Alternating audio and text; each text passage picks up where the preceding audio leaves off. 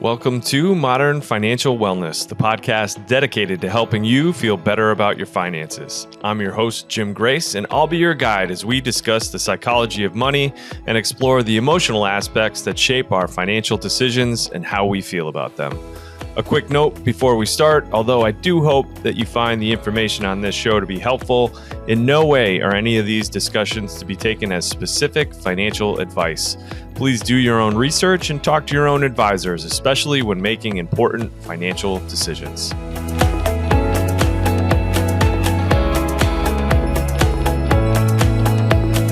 All right, everybody, welcome back to Modern Financial Wellness. I'm your host, Jim Grace, and I am joined today with Jonathan Ainsley, the founder of Invest in You.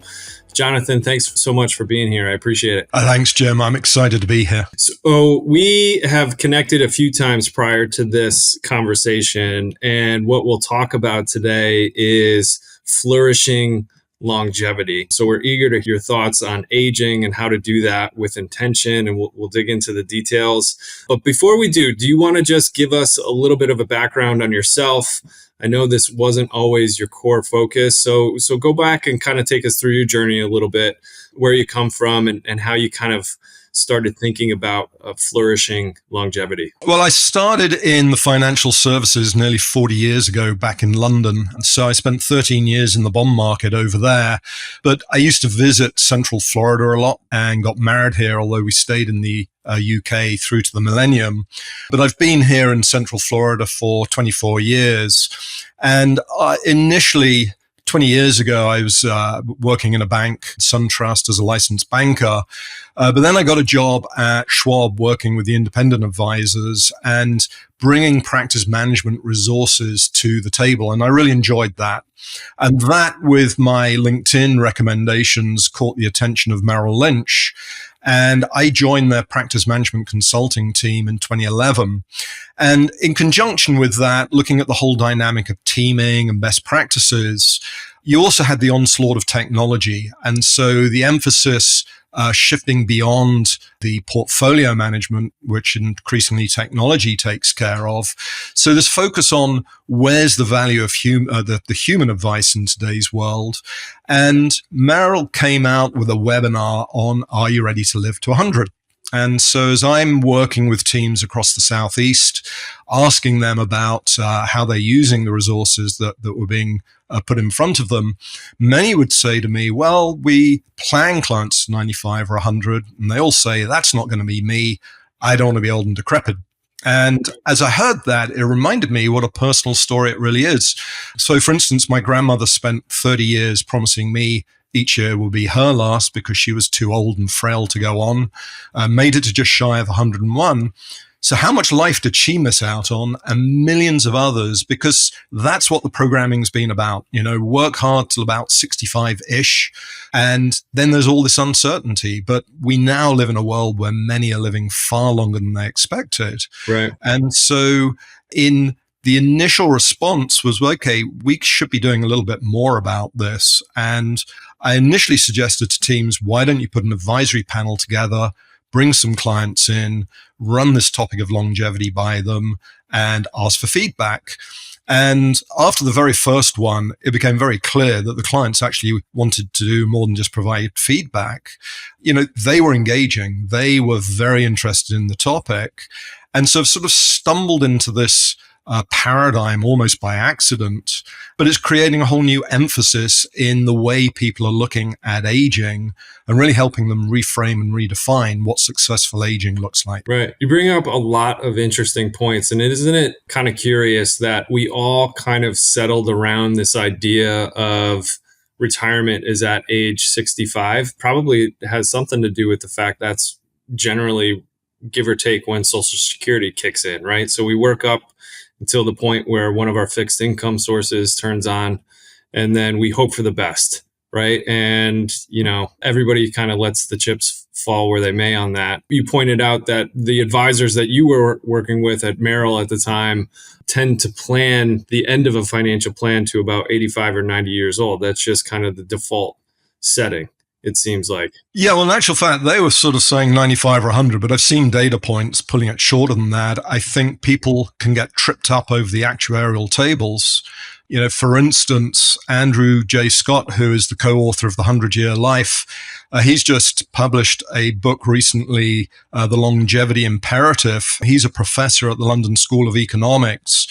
And when he was born in 1965, the most common age of death was in the first year of life. Today in the UK, it's 87. And so you've got this gap. As you say, we've all kind of been pointed in the direction of 65. And even those in their 20s, that's still the kind of the anchor people look at.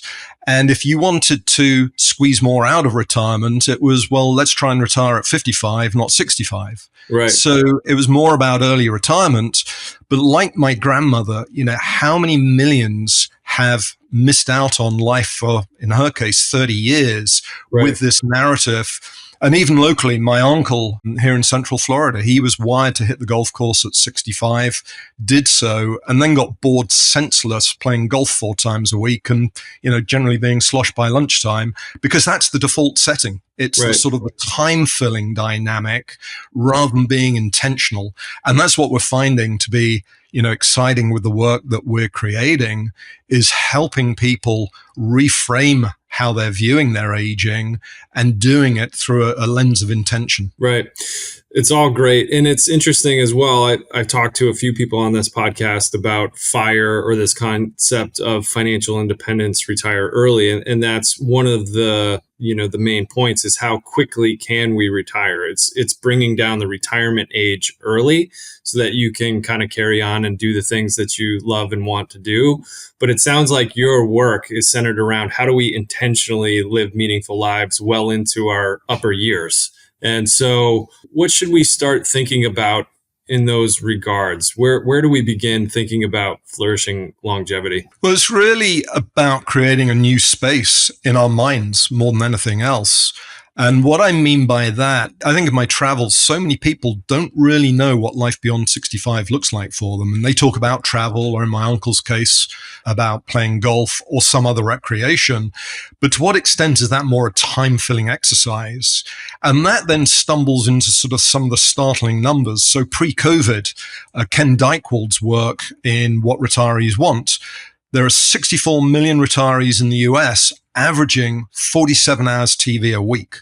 So this idea of mindless versus mindful, and that then translates into World Health Organization stat of 12.4 years of chronic illness is just the average in this country. So in the workshops that I now facilitate, I will ask participants, what is your number going to be? And what are you doing to reduce it? Most people have no idea in terms of, well, what do I need to do? And that then maps into the solution. So in the work, just point out two quick things. So I heard 2 different things there. One is that we're stumbling into retirement. We've kind of defaulted to this retirement age. And when I get there, I'm going to play golf and watch TV. So there isn't retiring to something meaningful that, kind of keeps us going as we age. And then also, we haven't done enough to take care of us physically, right? So there's this lack of intention on what you'll do when you get to retirement, but then all this lack of investment for I guess to use an appropriate term, in our own personal well-being and health. Are there any other factors that might contribute to showing up in retirement not ready to flourish, to use a term? Well, this is great. So I think to capture that, I walked into a coffee shop recently and there's a trio sitting there and this lady's beaming away. And she points to the guy next to her and says, "It's my husband's 70th birthday today." So I looked at him and I said, "Oh, congratulations. What are you going to do for the next 30 years? And sharp as a tack, she shot back and said, "Well, that would make him 100. And I said, "Yeah. Many are living far longer than they expected." And looking at him again, I said, "What is possible for you? What could you accomplish over the next 30 years? And you could see his energy completely shifted because he'd never thought in those terms. And so what we've put together and the way this is evolving, Jim, is I call it the 4 pillars of flourishing longevity. And the foundation upon which the 4 pillars sit is finance. And there's so much work going on out there. Dr. Michael Roizen couple of years ago, his book on the Great Age Reboot, he cites in that the biggest driver of aging and chronic illness is stress. And 8 of the top 14 drivers of stress, financial related. And of course, we're kind of in unknown territory right now, because in one of your previous podcasts, you were discussing that in a way, even the 401k RIA setup is an experiment. We really don't know what the end game looks like, because they were put in play in lieu of pensions from companies. Right. And, again, there's this sort of middle ground of uncertainty where the fear of running out of money, and yet, how much are people living fulfilled lives? So the financial dynamic, and actually working with an advisor who is helping clients explore the flourishing longevity opportunity and what they could really still accomplish. And that could involve still, I call it being cash neutral. So I don't get too involved in the monetary side. You've got financial planners to do that, but really looking beyond the current models that are in play. So finance is the foundation. And then you've got what I call the 4 pillars. And there are commonalities around healthy longevity out there. And there are sort of variations. And the Danish twin study for the first pillar suggests that only 20% of our longevity is down to our DNA. The other 80% is down to lifestyle. Well, what actually drives lifestyle? It's our mindset. If you go read Viktor Frankl, saying yes to life. So mindset is the first pillar, and how we're thinking. So like that 70-year-old, when he suddenly opens the possibility of 100, everything shifts. Right. And this isn't about living forever. It's about doing whatever time we've got left intentionally. And this could be for any age. I mean, it's really powerful with 20-year-olds as it is with 70-year-olds. So mindset's the first pillar. The second pillar is health. And you've got the physical side and then the dietary side. And again, there's some really, really fascinating things out there. We've kind of defaulted to modern medicine where, the doctor gives us a prescription and off we dutifully go. Whereas if we actually seek more natural remedies, and again, I don't necessarily, well, maybe we can visit there in a while. There are so many more options available to us than perhaps we look at. And with the physical side, if you look at the blue zones, as Dan Buettner suggests, you don't have to be in the gym every day pumping iron, but you do need to keep moving. Right. And then being more intentional about food. Again, look at chronic illness, the impact of sugar and added sugar, and the food, the processed food that kind of we tend to the consume. Typical Western American diet that we've all kind of grown. Easy food, quick, low nutrition. Right. Yeah. So health is the second pillar. Then the third pillar is purpose. And to me, it's purpose with passion. It's getting fulfillment in what we're doing. And again, with blue zones in Okinawa and Japan, they don't actually have the word retirement in their vocabulary. They have Ikigai. It's the reason you get out of bed. Now, you may hear people talk about, well, I'm going to go and look after my grandkids. Well, great. Nothing wrong in that. But guess what? They tend to grow. Right. So, ultimately, this opportunity, I did a workshop in the villages. It was the second one I did. And at the end of it, a 65-year-old man wrote, this program shows you it's not just about the dollars, it's about the next 40 years. Well, how many 65-year-old men are considering what the next 40 years look like?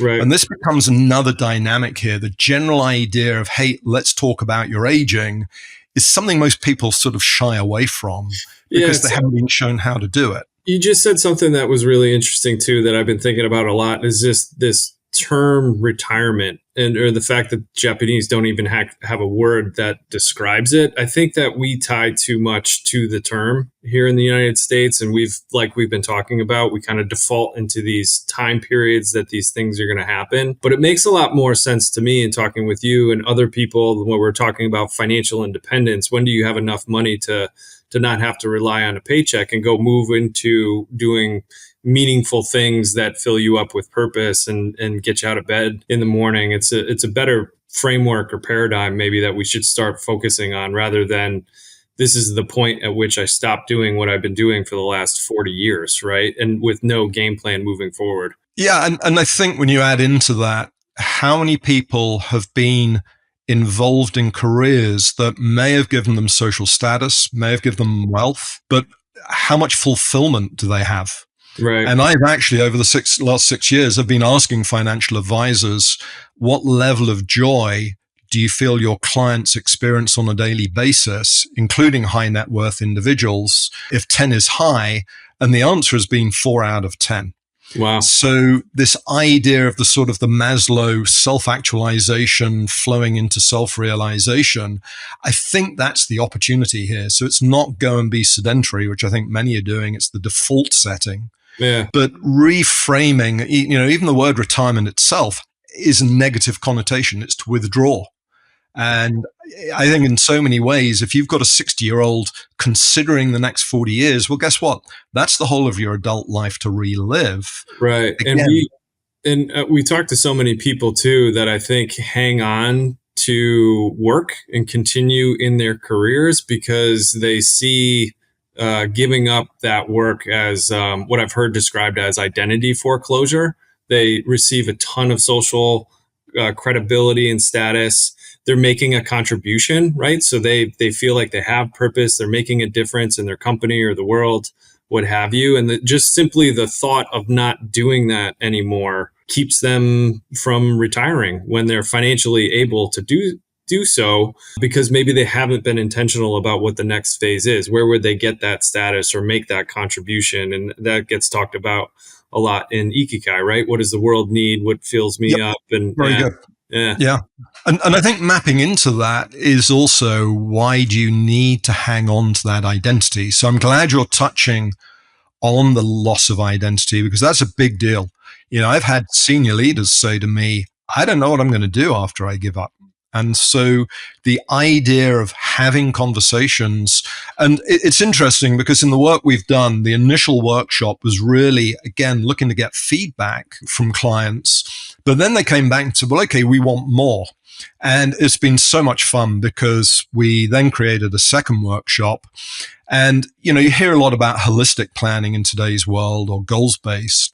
But I stepped back and thought, well, hang on a minute. If you consider us as humans a little bit like computers, we're all born with a natural operating system. And I call that me 1.0.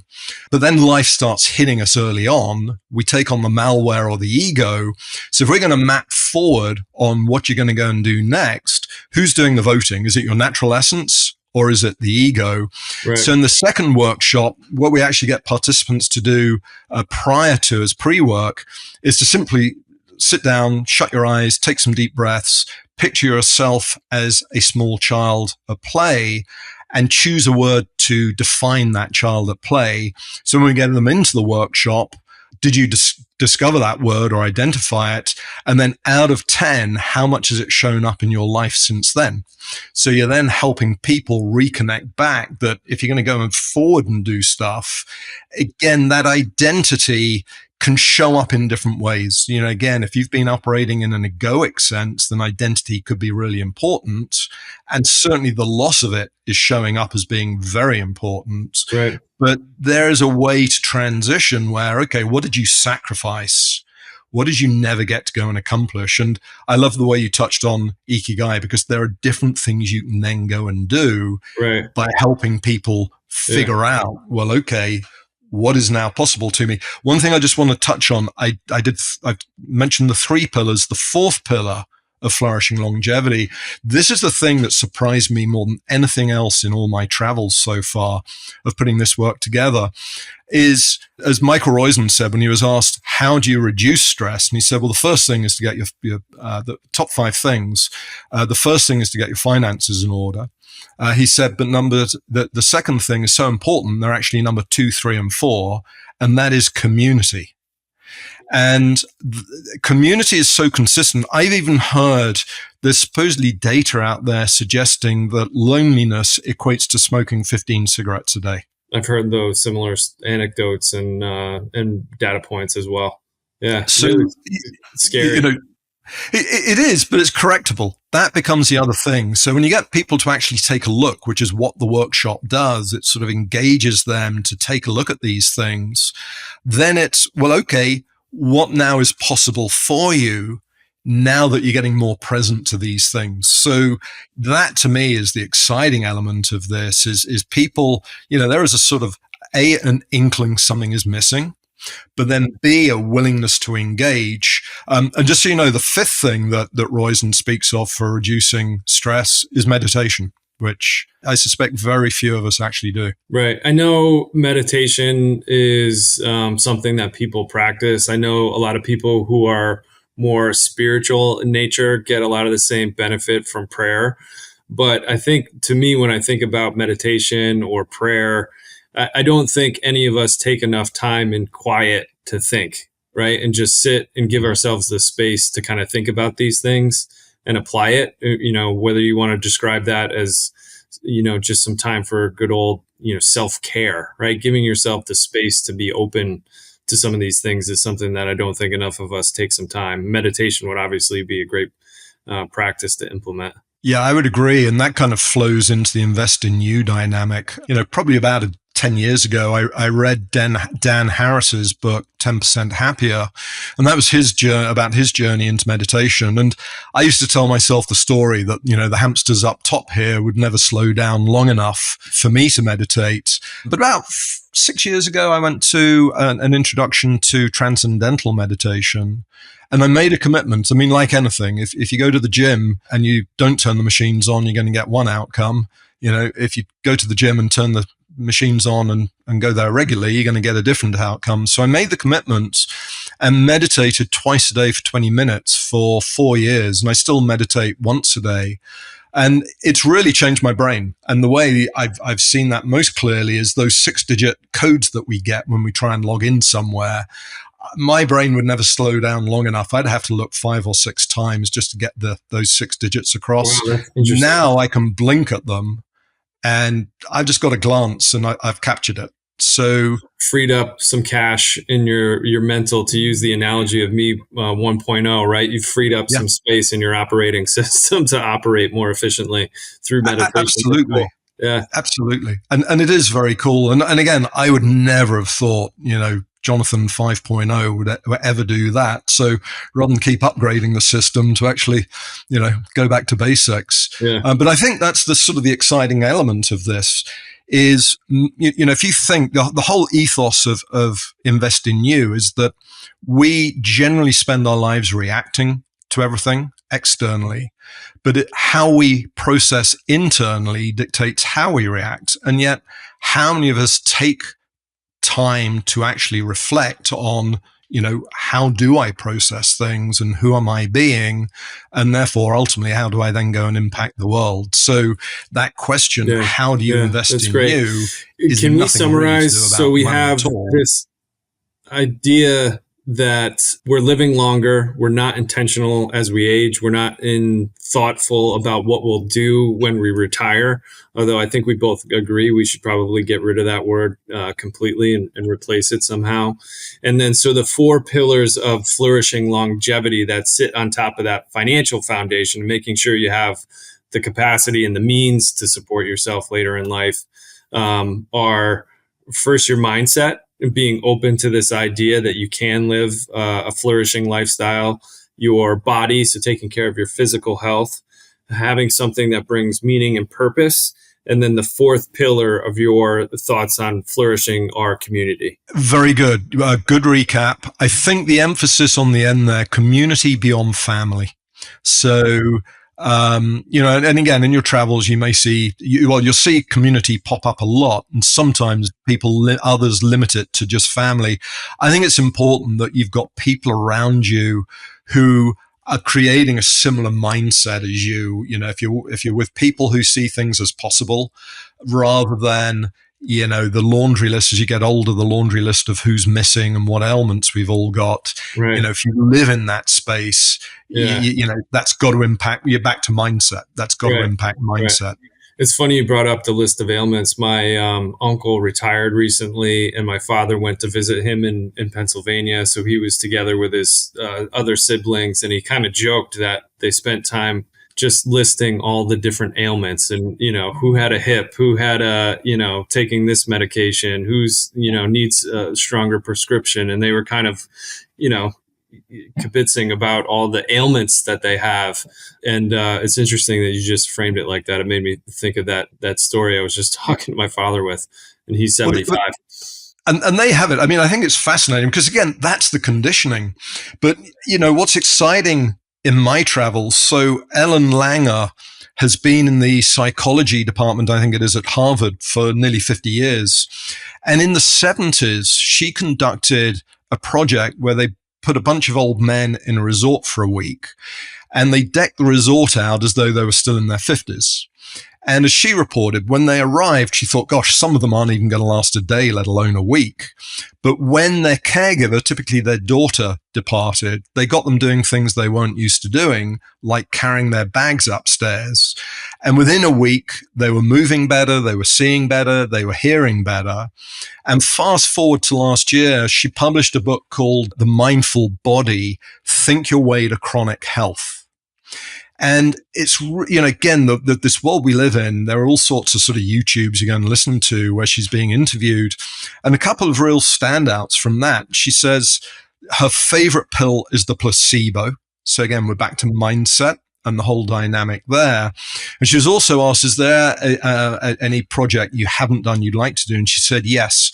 And her mother had died. Her mother had had pancreatic cancer when she was in her 50s.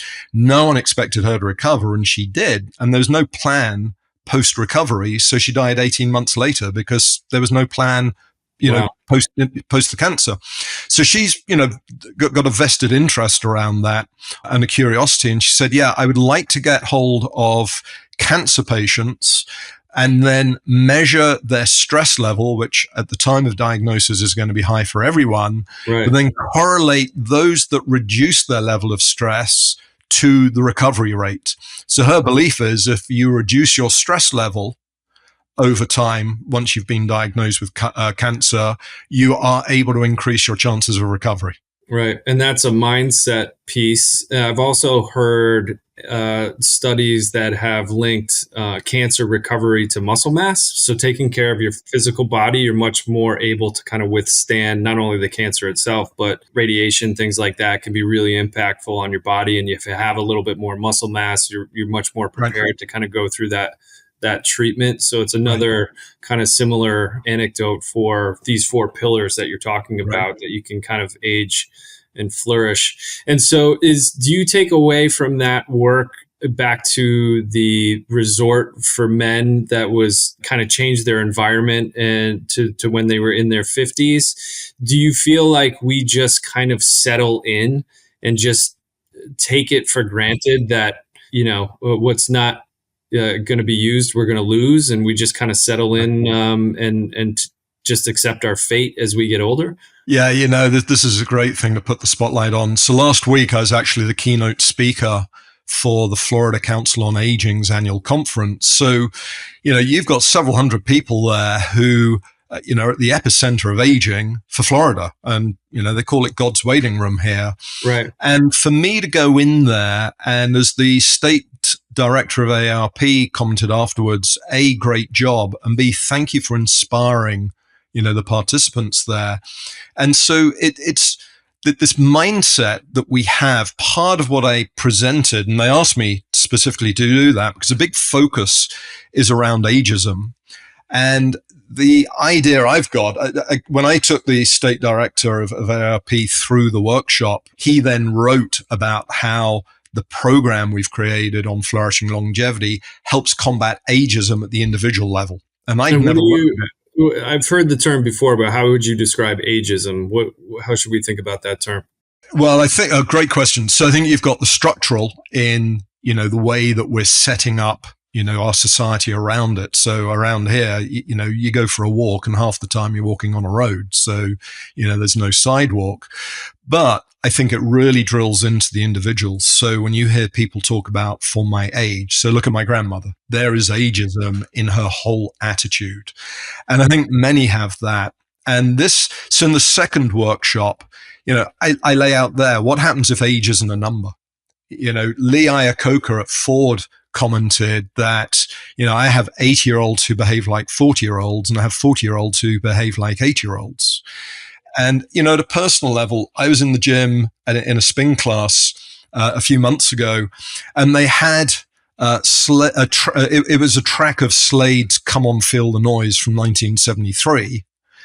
And when that came on, my 12-year-old self was doing the spinning. Right. Because I already had that soundtrack from all those years ago. Right. And so again, as we age, we don't have alternative context. So we're kind of telling ourselves the story. We're sort of compressing down and limiting, and it becomes compounding. Right. So as individuals and society and culturally, we have this avatar of older individuals, right? And we just accept the fact that will be us, and we kind of settle into that profile, if you will, without connecting back and really realizing that we have something to do about how we feel. And I think, again, it's so fascinating, Jim, because to me, the science is so limited on this. And what I mean by that is, most people, I mentioned earlier about getting people to put their hands up, about family members getting into their 80s or 90s. So, you've got people getting into their 90s now, finding that they're not as frail and decrepit as they thought they're going to be. Now, again, if this has been achieved without being intentional, what happens when we apply greater intention? So with those 4 pillars of flourishing longevity, I separate out diet and physical. So 5 components there, and physical fitness is the 6th. So if you score yourself each one out of 10, where you feel you're at, and we've sort of created a framework to define that. So the ability to focus on what element of your longevity score would you most benefit from focusing on? And again, there's at times some of the stuff can be so confusing. One day I can be reading something that tells me that tomatoes are bad for me, and the next day I'm reading something that tells me tomatoes are good. But ultimately, if I'm making a better informed decision, it's way better than the tons of sugar I've consumed over the years. Right. Gut health, biome. It's so amazing, this world that's developing and evolving. And so I think helping people, view, again, what does successful aging look like? Right. And helping people navigate forward with intention. Well, you're right. And I think with all of those pillars and all of those areas, they're all in and of themselves a rabbit hole that you can dive down and get lost in and confused. I assume for a lot of folks, it's just, how do you take that first step, right? How do you get yourself moving? And regardless of whether tomatoes are good or bad, going up and taking a walk and eating a slightly healthier food as a first step, it might be a great, motivating thing to kind of get people moving rather than worrying about the details, right? And it sounds like a lot of your work is designed about helping people understand what's important and then giving them a framework. So you just mentioned thinking about those pillars and ranking yourself from 1 to 10 as a starting point, right? And if you're showing up as a 4 in any of these areas, how do you get to a 5, right? What are the first steps that we can take to start moving the needle? Don't worry about, tomatoes or tomato, we'll cross that bridge later, right?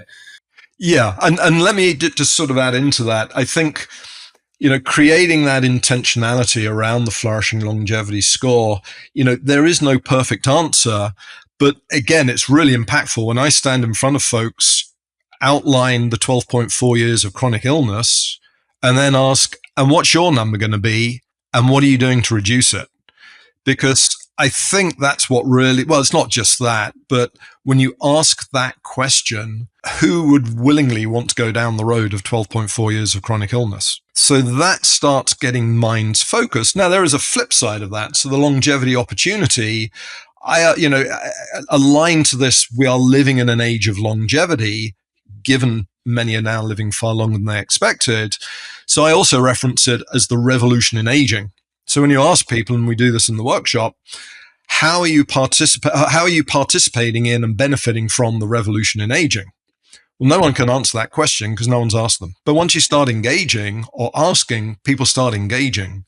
Yeah. And the sharing of thoughts, it's such unexplored territory. I call it the room of, another thing I've come up with is what I call the room of longevity. So if you picture a door that's slightly ajar and the room behind it is sort of darkened, so it's foreboding. You don't really know how big it is, but off to the side is a light switch, and when you flick it on, this room is way bigger than you ever anticipated. And suddenly you want to go and explore it. It's like an Aladdin's cave. Right. And so what does your room of longevity look like? And again, people can change. There's a film, Magic Pill, and at the start of filming, there's one lady who's spending $1,000 a month on insulin. There is another lady who is using her backup inhaler 3 times a day because of her anxiety. At the end of filming, the first is spending 0 on insulin. The other hasn't used any inhaler for 3 months. Why? Because they changed their diet. And it's all related to diet in that film, that one particular thing? That film is, again, there are different, circumstances. So again, to me, there is interconnectivity between each of the pillars of flourishing longevity. Yeah. So, they interact with each other. Yeah. In terms of diet and our lifestyle, in terms of health, one of the things that I heard, and I might get this statistic wrong, but there was something like 20% of our population is now on some type of drug similar to that of Ozempic, so a weight loss drug. And the projection was that by 2030, it could be as high as 50% of the population is on some kind of weight loss drug. And that just kind of blew me away. And I think it gets to the name of the film, which is Magic Pill. Some might say that we're just lazy and we don't want to put the work in to change. But I think a lot of folks just don't have a path forward. They don't have a framework, which is what is so interesting to me about your work is you're actually creating these tools and these paths forward, helping people change their mindset so they're ready, but then actually taking next steps to make some change and opening up and illuminating that room that you can change and that you can live a fulfilling life as you age. I so agree with you. It was intriguing in my travels. Merrill, I got my International Coaching Federation credentials, so became a coach, then also became a Strengths Finder, Gallup certified Strengths Finder coach. And, working in the world, advisors at large, so it doesn't matter where they're sitting, typically are type A personalities. So, we encounter resistance to change, and I'm sure you encounter resistance to change a lot. I mean, again, getting clients to engage. And all too often we sort of label resistance to change as sort of protective barriers. I stopped seeing them as protective barriers and started seeing them as prison cells. And to what extent do we each have ourselves locked up in our own prison cell of our own creation, yet conversely, essentially as humans, we are infinite beings handicapped by our limiting beliefs. And so giving people a pathway of empowerment ultimately is what this becomes. It's, when you overburden people as humans, we can have the best of intentions, look at the New Year's resolutions, and by the end of January, most of them have gone poof. To me, with what we're creating is having a program that helps provide accountability over the long term. And that's where the Invest in You platform comes in, being able to utilize that. And, I've had one advisor who's used it for a year saying, I could see all 8,000 of the advisors that, that my firm has using Invest in You with their clients. And so I think once you start pointing people in the right direction, and that in a way is sort of the beauty of these workshops, at the end of one, again, it was a 65-year-old man basically wrote, leave me alone. I don't want to be part of a medical experiment. I just want to die. I just want to, grow old and die gracefully. But he experienced some sort of a shift by being in the workshop. And with the advisor following up and the training we provide, it ended up with the client asking for me to go and present to his Rotary Club. And so, again, it's the small incremental steps of opening the door and helping, provide the pathway. And that becomes the thing. I mean, back to your data point on the pills, there are so many different ones out there. I think something like 70% of adults in the US are on one prescription drug a day, and 50% are on two. Now, the flip side of that, when my doctor tried to prescribe me with statins, I looked at him and I said, he wrote out the prescription. I looked at him and said, is there an alternative to this? And he said, yeah, you can go and lose weight and exercise. All right, let me try that. And so I haven't keeled over yet, and I haven't taken any statins. So, we'll see. But, I don't know if, sorry, I just want to come back to the lazy thing. I don't know it's so much laziness. I just don't think we've been so conditioned to accept what we're given. Right. And I don't think it's laziness as well. And I see a similar parallel in the work that I do, just, the good old fashioned financial planning that we do. We'll see a client that will come in and has limiting beliefs about what they're capable of financially. They don't have enough. They're nervous or anxious about their financial situation. And a lot of times, a lot of that gets alleviated just by giving them a good understanding and visibility, to use your dark room analogy, of what their financial situation is. And then they need accountability and support and tools and resources to start taking steps forward. And that's what they've lacked up until this point. So it's an interesting parallel between the work that you're doing with aging and what I see from a financial perspective, that those limiting beliefs and the jail cells that we put ourselves in, we don't have to be there, right? There are doors to open and paths forward to take. And when you start seeing that, Jim, it becomes exciting, because generally people want to engage. So long as, again, there's the yin and yang, you, the expert, as the advisor, so essentially clients benefit from being educated, but then the advisor being able to be that person where obviously the sort of financial element is hugely important. But, as a portfolio manager said to me, I've always hidden behind the numbers, but now I can meet the clients where it's important to them. Right. And you used the term, you said holistic planning earlier. So just like, I think we need to rethink retirement and the use of that term and what it means and the context around it. When I got into the business, holistic planning was cash flow, savings, investment, protection. It was looking at the entire financial life of the client. Now I feel like that's just kind of table stakes. That's financial planning 101. But if we're going to use the term holistic in the future, it really needs to incorporate who is across from us as a human being. And what are the resources? What are the tools? What are the pathways that they need to be introduced to so that they can work on some of these other things that are quite frankly more important than the money in a lot of ways. Yeah, I love hearing what you're saying. I mean, I agree with you all day long. The money side to the foundation, but even helping people redefine. I mean, okay, you've got people out there who've got gazillions like, Warren Buffett, but guess what? He's in his 90s.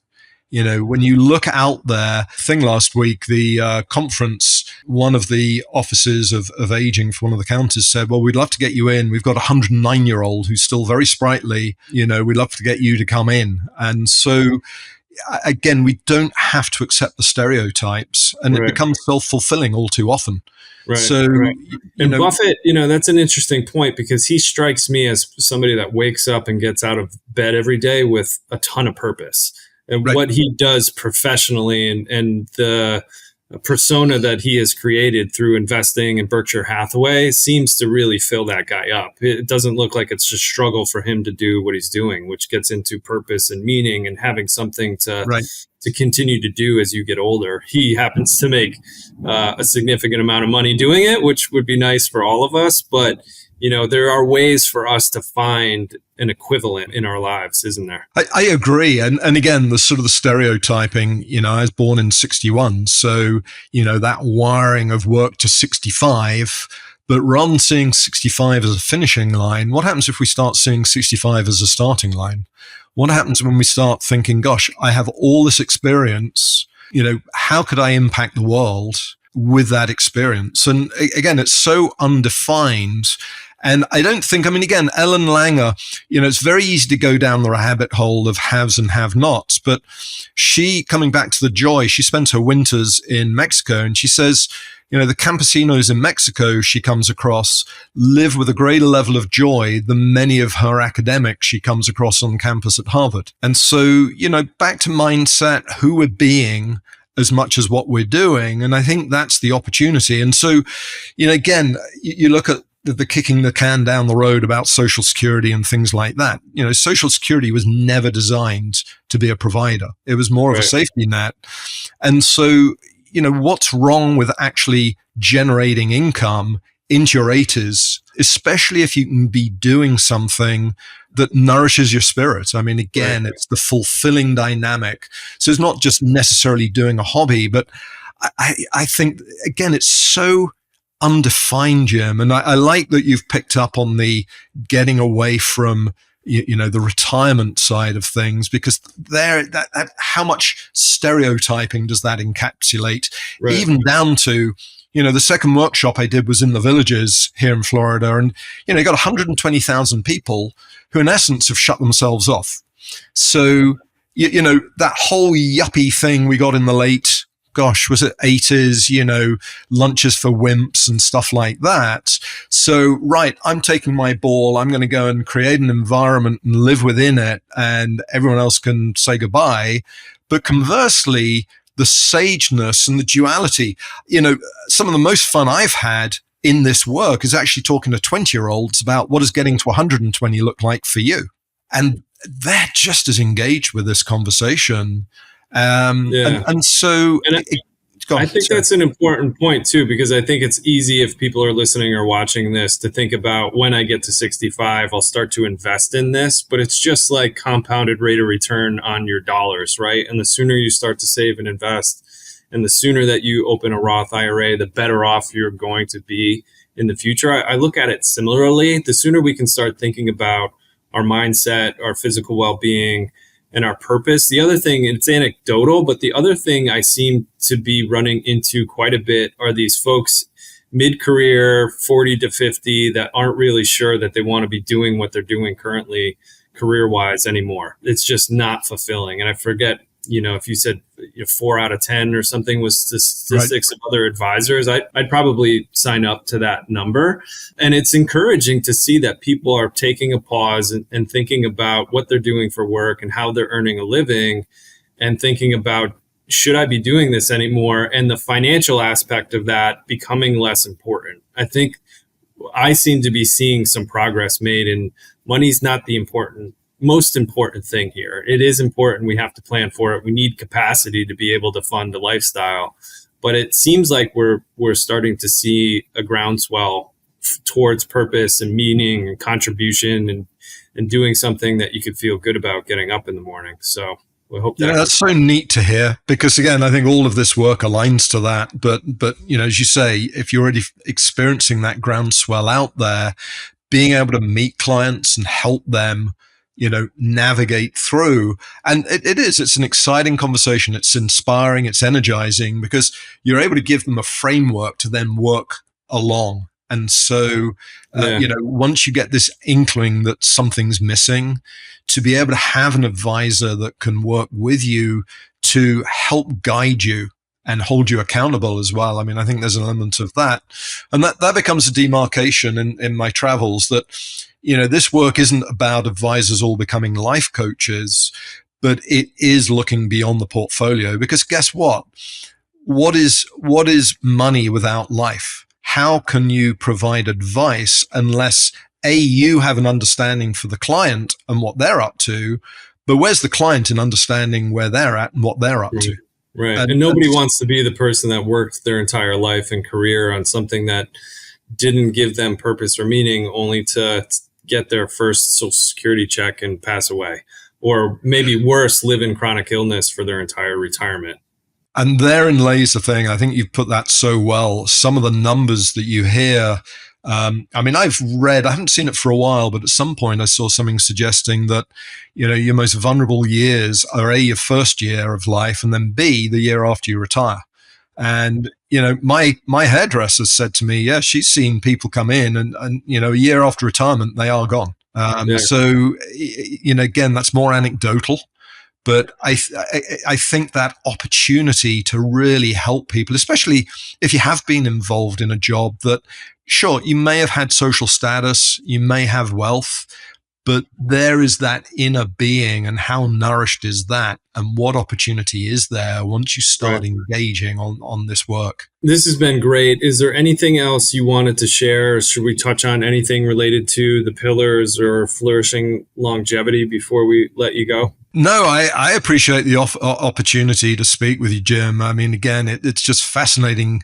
I'm kind of making it up as I go along. So, yeah, I definitely think you're on to something, and I think it's so intertwined, regardless of age. So we're sitting here and talking about aging and post-retirement, but I'm seeing with the clients that I work with a definite mindset shift towards trying to think about, where do I want to be in the world? What's going to fill me up with purpose and meaning? What is the community that I want to be a part of? And who are the people that are going to be in my life? So I'm seeing it regardless of age or demographic.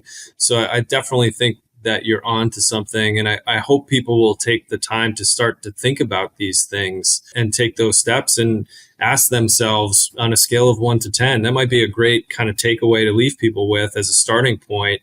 Whether it's your mindset, your physical health, your meaning and purpose in your community, on a scale of 1 to 10, where do you rank on those things? And what can you do to maybe improve those things and move from a 4 or a 5 or a 7 to an 8, whatever it might be. I hope people will take some pause and think about these things, because it's a theme. These themes show up all over the place, regardless of what we're talking about on the podcast. So I appreciate your work, and I appreciate you being here to share it.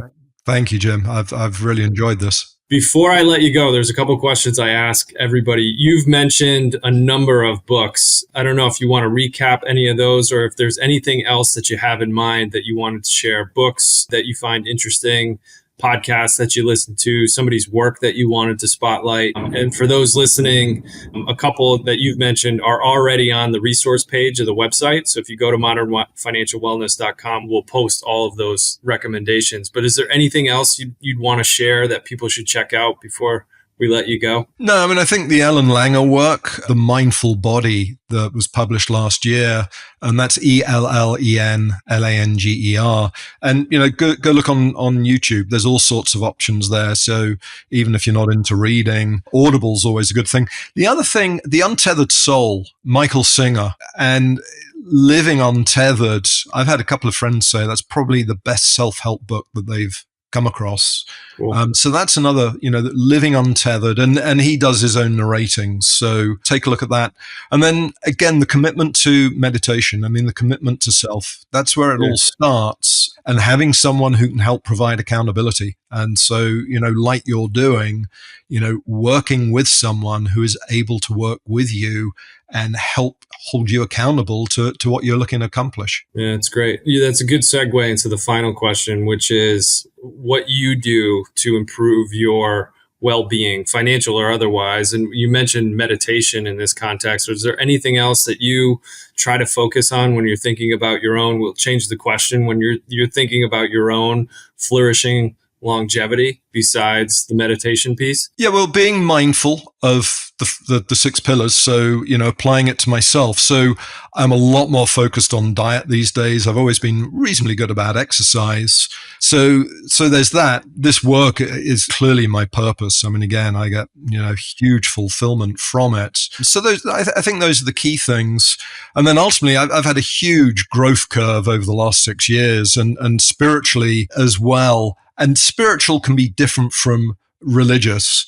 And so the spiritual journey is another fascinating one. And the more I can get me out of the way of the equation, the better. My thinking, can again, my limiting beliefs, how do they get in the way of me being an infinite being? So, I'll probably still be talking about that in 40 years, but, well, it's cool to see. I was going to make a comment earlier. You embody the finding purpose and meaning as you get older, as your career has transitioned from supporting advisors and now the work that you're doing, you seem as energetic or fired up to continue to do the work that you're doing as anybody that I talk to. So it's really a Wow. great embodiment of the work that you're doing, which is cool to see. I got goosebumps. Thank you so much for that observation. I mean, again, it's so much fun being in this space. Yeah, and I'm sure that that's going to carry you further into your longevity. Can I, if I've got time, I'm not a poet, but I mentioned me getting out the way. And in 2010, I wrote a 3-verse poem in less than 5 minutes.